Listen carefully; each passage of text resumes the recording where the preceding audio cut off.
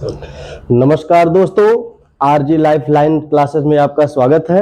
जैसा कि हम पहले आपको संधि के कुछ वीडियोस डाल चुके हैं और आज हम उसी संधि के कड़ी में आगे दीर्घ, गुण, यड़ इन सभी संधियों को बताएंगे आपको। लेकिन उससे पहले आपकी चिंता करते हुए हम केवल 2 लाइन कहेंगे कि बहुत पड़ रही है ठंड, कर लीजिए आप लोग मफरल या टोपी से कानों को बंद। अगर घुस गई किसी तरफ से आपके कानों में हवा तो लेनी पड़ जाएगी आपको फालतू में डॉक्टर से दवा।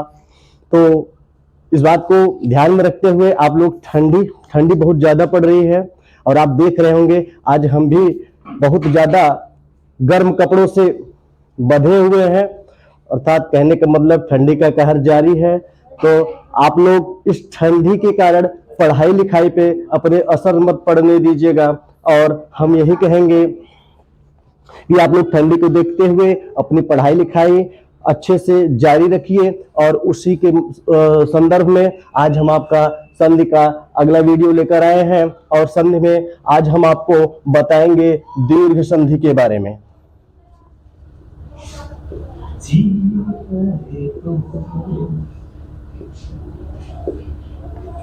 दीर्घ संधि, तो जैसा कि दोस्तों कल हम आपको बताए थे दीर्घ संधि का सूत्र क्या होता है। दीर्घ संधि का सूत्र होता है अकः सवर्णे दीर्घः, अकः सवर्णे दीर्घः, अकः सवर्णे दीर्घः,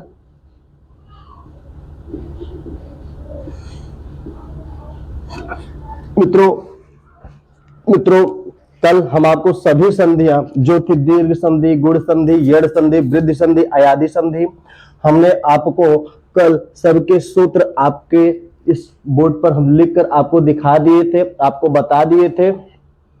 बस कुछ टेक्निकल समस्याओं के कारण हम उससे आगे का वीडियो नहीं बना पाए थे और उसी कड़ी में हम आज आपको फिर से दीर्घ संधि का वीडियो आगे आपको प्रोवाइड करा रहे हैं। तो दीर्घ संधि में जैसा कि आप जानते हैं दीर्घ का मतलब क्या होता है। दीर्घ का मतलब होता है बड़ा। दीर्घ का मतलब होता है बड़ा।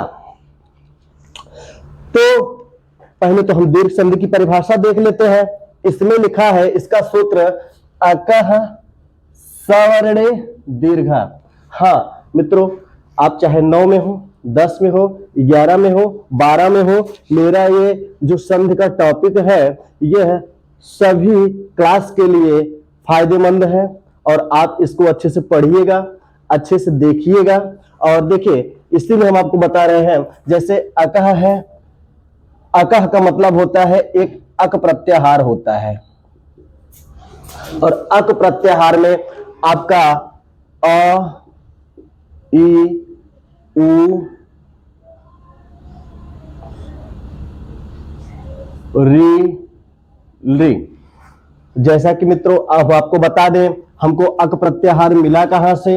अक प्रत्याहार मिला माहेश्वर सूत्र के पहले सूत्र और दूसरे सूत्र से। पहला सूत्र क्या है, अ, ई, उ, ड़ और दूसरा है री, ली, क। तो आ और का, ये इससे हमारा अक प्रत्याहार बना और अक प्रत्याहार में हमारे कितने वर्ण आए।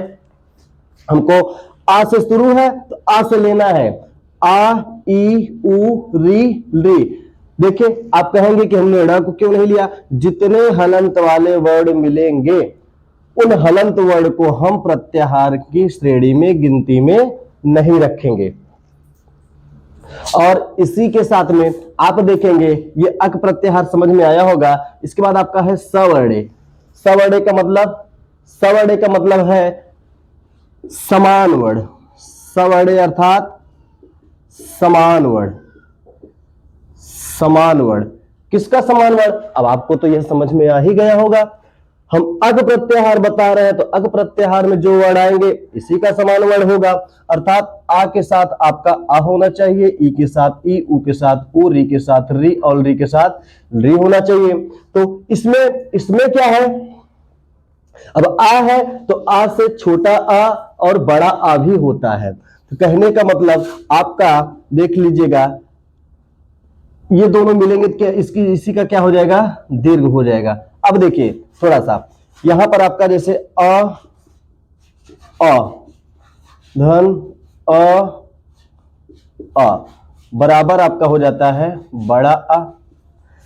ऐसे ही ई धन ई बराबर हो जाती है बड़ी ई। उ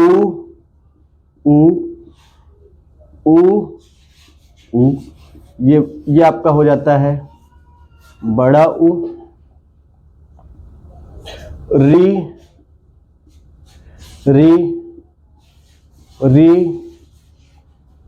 बराबर आपकी हो जाती है बड़ी री। अब आप कहेंगे री का भी री बराबर री। मित्रों हम आपको बता दें, हिंदी में ली का दीर्घ नहीं होता है, वैसे भी ली का दीर्घ माना भी नहीं जाता है संस्कृत में भी, लेकिन अक प्रत्याहार में अगर दिया है तो ऐसे आप इसको कर सकते हैं।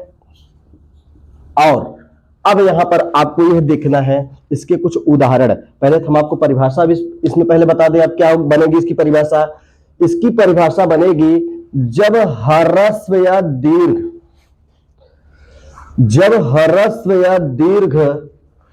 अ ई उ री के बाद, आई बात समझ में, जब ह्रस्व या दीर्घ अ ई उ री के बाद ह्रस्व या दीर्घ अ ई उ री आए, अ ई उ री के बाद अ ई उ री आए, तो इन दोनों का क्या हो जाता है, दीर्घ हो जाता है। जैसे आ के बाद आ आएगा तो बड़ा आ, ई के बाद ई आएगी तो बड़ी ई, उ के बाद उ आएगा तो बड़ा उ, री के बाद री आएगा तो बड़ी री। अब देखिए जैसे हमने आपको दिखाया यहां पर देख ही रहे हैं, फिर ऐसे आ का भी बनेगा।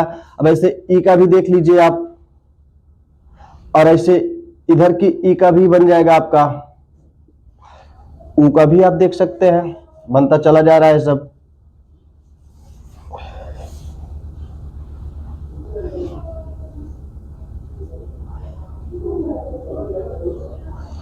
तो मित्रों ऐसे ही आप करके एरो करके इसमें बना भी सकते हैं। और कुछ उदाहरण दे रहे हैं आपको। जैसे आपका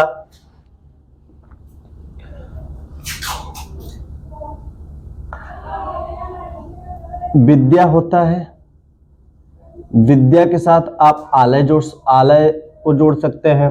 तो यहां पर आप देखेंगे विद्या का अंतिम अक्षर क्या है, बड़ा अ, और आलय का पहला अक्षर क्या है, बड़ा अ।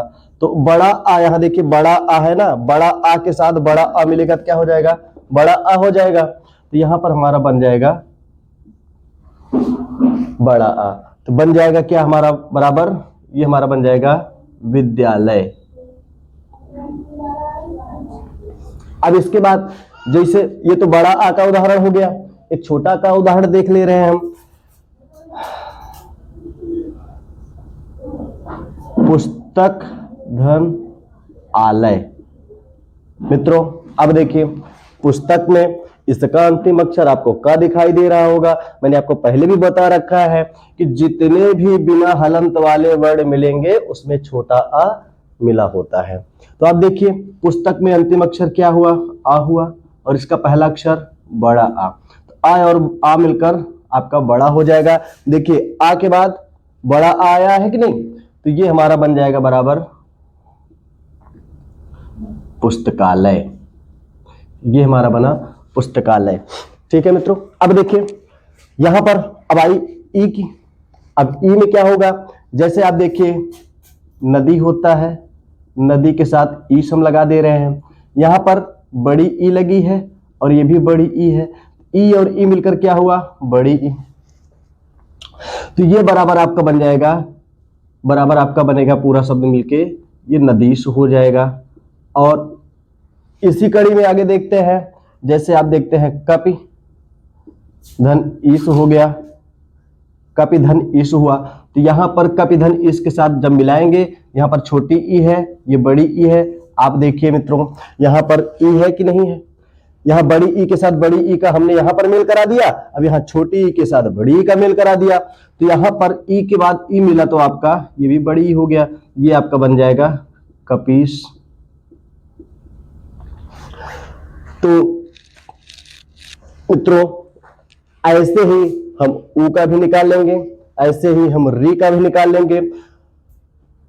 आपको समझ में आ गया हो गया दीर्घ संधि के बारे में। दीर्घ संधि का सूत्र अकः सवर्णी दीर्घ, जिसमें अक एक प्रत्याहार है, जो कि हमारा माहेश्वर सूत्र के पहले और दूसरे सूत्र से निकल कर आया है, जैसा कि मैंने आपको बनाकर दिखा भी दिया है। और इसमें कौन कौन से वर्ड आए हैं इसको भी आपको दिखा दिए हैं।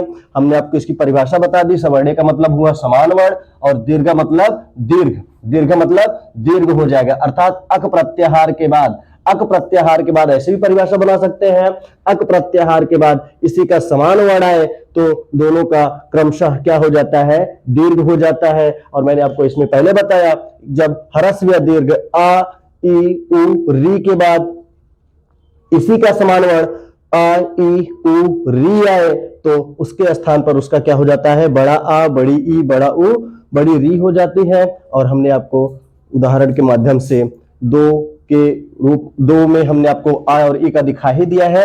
ऐसे ही आप उ का भी देख लेंगे, री का भी देख लेंगे। अब इसी कड़ी में आपका आगे आता है गुण संधि।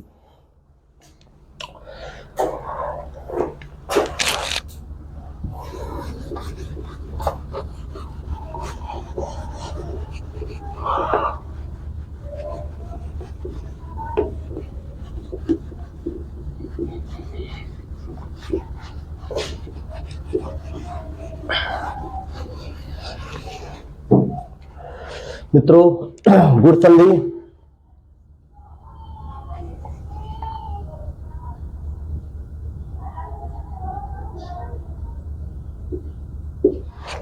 जिसका सूत्र है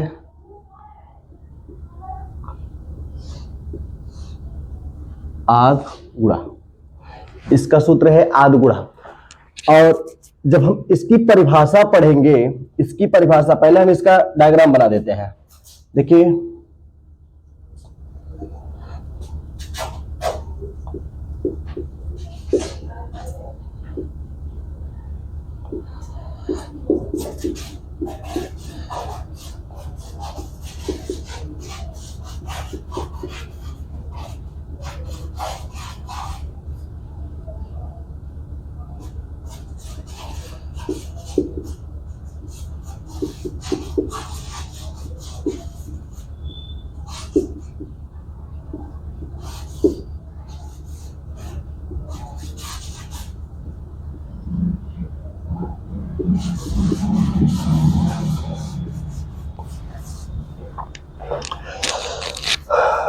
मित्रों यहां पर हम इसकी परिभाषा जब पढ़ेंगे, जब जब ह्रस्व या दीर्घ, ह्रस्व या दीर्घ, ह्रस्व मतलब छोटा आ और दीर्घ मतलब बड़ा आ, जब ह्रस्व या दीर्घ अ के बाद, ह्रस्व या दीर्घ अ के बाद ह्रस्व या दीर्घ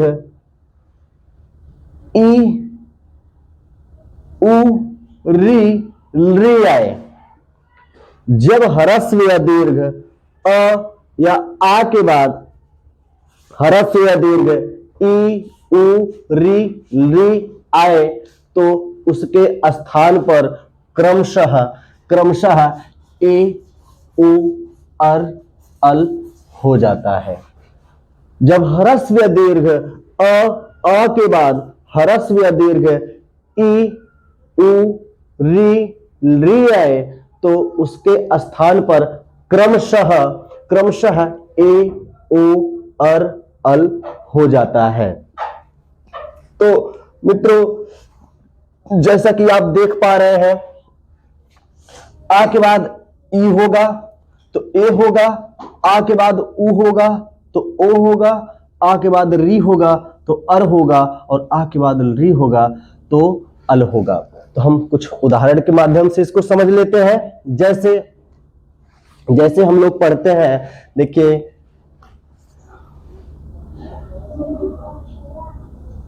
रमा धन ईस। तो मित्रों देखिए, रमा का अंतिम अक्षर बड़ा आ है और इसका पहला अक्षर ई है। जैसा कि मैंने आपको बताया कि यहाँ पर बड़ा आ के बाद चाहे छोटी ई है चाहे बड़ी ई है तो हमारा क्या होगा, ए होगा। तो यहाँ पर आ के बाद जब ई हुआ तो ये मिलकर आपका ए बना। तो यहां से हमने बड़ा आ निकाल दिया और यहां से ई निकाल दिया, तो ये रम और श बचा। तो रम में हम इस ए को मा पे लगा देंगे तो हमारा रमेश बन जाएगा। बराबर क्या बनेगा, रमेश बनेगा। और इसके बाद जैसे आप देखिए, आप गढ़ धन ईश कर सकते हैं, गढ़ धन ईश कर सकते हैं। तो गढ़ का अंतिम अक्षर क्या है, अ है, और ईश का पहला अक्षर ई है। तो आप देखिए मित्रों, आ के बाद हमारा ई आया है, छोटा आ के बाद फिर भी हमारा क्या बना है, ए बना है। तो हमारा ये जाकर बनेगा गणेश। ऐसे ही मित्रों हम देखेंगे ऊ का कुछ उदाहरण। जैसे हम लोग पढ़ते हैं महाधन उत्सव, महाधन उत्सव। तो यहां पर देखिए मित्रों, यहां पर बड़ा आ है और यहां पर ऊ है, यहां पर बड़ा आ है और यहां पर ऊ है। तो आ और ऊ मिलकर हमारा ओ बनता है, आ और ऊ मिलकर हमारा ओ बनता है। जैसा कि मैंने आपको यहां पर दिखा दिए है कि ये बड़ा आ है और आप देख रहे हैं ये छोटा ऊ है। तो आ और ऊ मिलकर हमारा क्या बना, ओ बना। तो यहां पर हमारा जाकर क्या बनेगा, महोत्सव।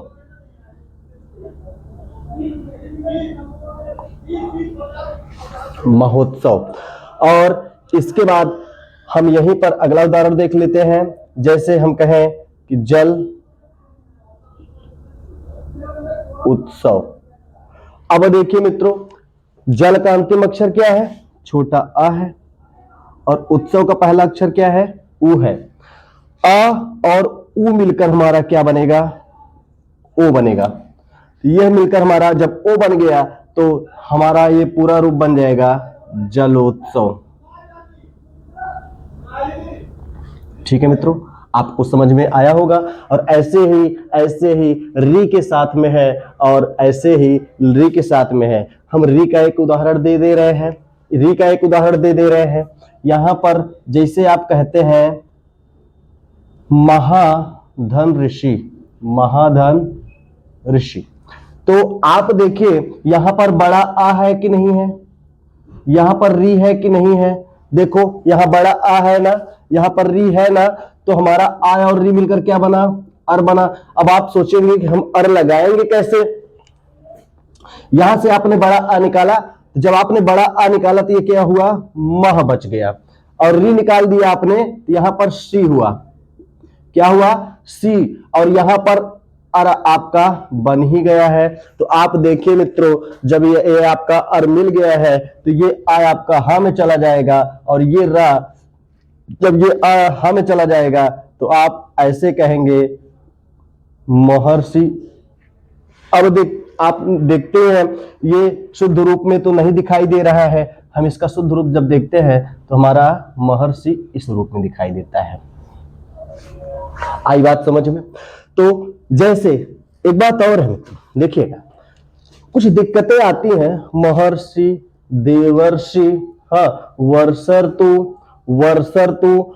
जैसे वर्षर्तु का क्या होता है, इसका होता है वर्षा धन ऋतु। अब आपसे पूछा जाए वर्षा का अंतिम अक्षर क्या है, वर्षा का अंतिम अक्षर क्या है, तो वर रा बीच में आ गया, शा, शा अर्थात बड़ा आ हमारा लास्ट में पढ़ा जा रहा है और ये री है।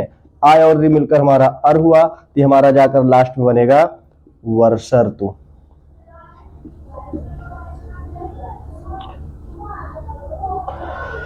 ये हमारा बनेगा वर्षर्तु। अच्छा मित्रों, जैसे ना समझ में आए तो हमें करना क्या है, एक एक अक्षरों को तोड़ देना है, एक एक अक्षरों को तोड़ देना है। जैसे हम महर्षि को तोड़ रहे हैं, देखिए माँ है, माँ पे क्या लगा है, आ लगा है, आ के बाद क्या है, हा है, हा के बाद क्या है, आ है, आ के बाद आप क्या पढ़ रहे हैं, रा पढ़ रहे हैं, रा के बाद आप श पढ़ रहे हैं, फिर ई पढ़ रहे हैं। अब देखिए मित्रों, अगर आपको परिभाषा याद रहेगी, अगर आप परिभाषा के बारे में जानते रहेंगे तो सीधी सी बात है, आप देख लेंगे कि अर हमारा कहां पर बना है, अर हमारा कहां पर बना है। तो आप देखेंगे कि जो अर हमारा बना है, अर बनता कैसे है? अर बनेगा या तो हमारे पास आ हो, या फिर बड़ा आ हो, या फिर इसके बाद री हो, तभी हमारा अर बनेगा। तो हमने आपको यहां पर महर्षि के बारे में आपको बता दिया पूर्ण रूप से। तो आपका यहां कहां गया, महाधन ऋषि, ये है महाधन ऋषि है, इसको हमने आपको दिखा दिया। अब ऐसे ही एक उदाहरण हम ले रहे हैं अल का। अब देखिए अल का एक उदाहरण देखते हैं। जैसे हम कहते हैं कि